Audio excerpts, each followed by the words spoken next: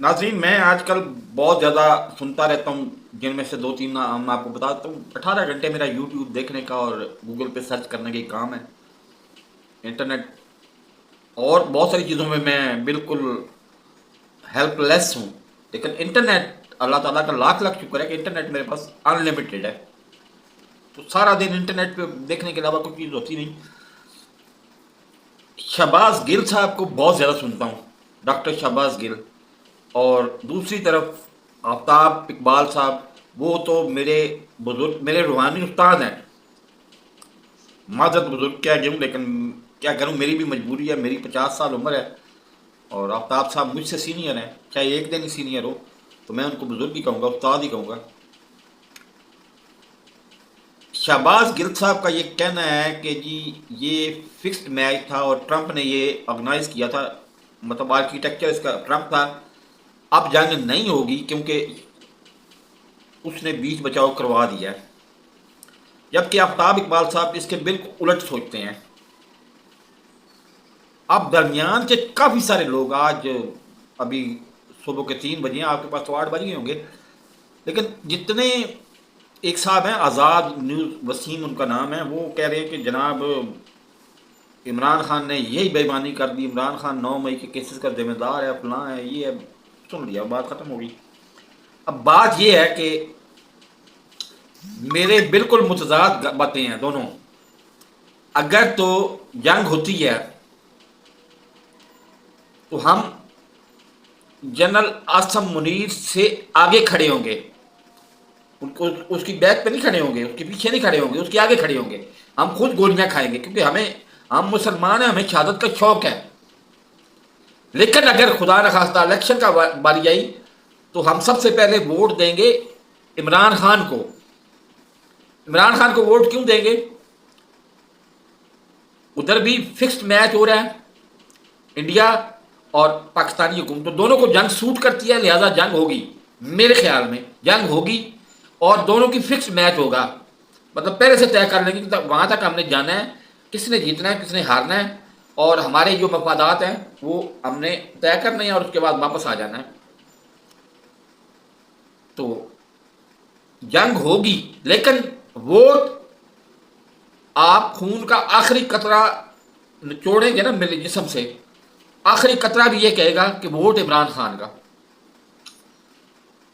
क्योंकि अब दलीलों से काम चलता नहीं है। लोग कहते हैं जनाब कि आप,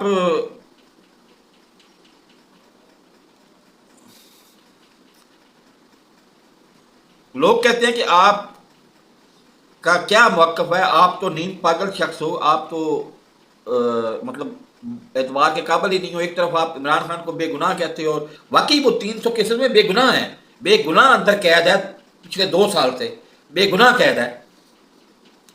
और कम अज कम अपने मफाद को देखो ना, तो कम अज कम उसके दौर में बोलने की आज़ादी तो थी। उस पर तनकीद का ये अल्लाह जानता है, मुझे किसी और की गवाही की जरूरत नहीं है कि अल्लाह जानता है कि नईमुल हक साहब मुझे खुद फोन किया करते थे। पैसा 1 टका इमरान खान ने ना किसी को दिया ना देना है, मुझे भी नहीं दिया। लेकिन इमरान खान खुद फोन किया करता था कि तुम्हारा शुक्रिया, तुमने फोन बात करके इस रावलपिंडी रिंग रोड का स्कैंडल था तो उस पर मैंने इनकी लापा करके रख दी, मतलब टिका के वीडियोस बनाई और इनको, इनका बेड़ा करके रख दिया। उस पर 2 4 मेरे नून अपना पीटीआई के दोस्त मेरे बहुत ज़्यादा तैश में भी आ गए। सरवर खान जो है वो मेरी जान का दुश्मन हो गया और मुझे पाकिस्तान छोड़ना पड़ गया। लेकिन जब मैं तनकीद करता था तो नईमुल हक मुझे फ़ोन करके कहता था कि खान साहब तुम्हारा शुक्रिया अदा कर रहे हैं, और यहाँ यहाँ किसी की अलग बेतेज सुनते जाओ, बोलते जाओ, मुंह से बोलते जाओ सिर्फ, तो तुम उठा लिए जाओगे और गिरफ्तारी भी नहीं डाली जाएगी, और लिटरल मौला भी 6 6 महीने चलेगा। 6 6 महीने आपको आसमान देखना भी नसीब नहीं होगा। तो बोलने की तो आज़ादी इमरान खान के दौर में थी ना, हम बोलते थे और खुल के बोलते थे।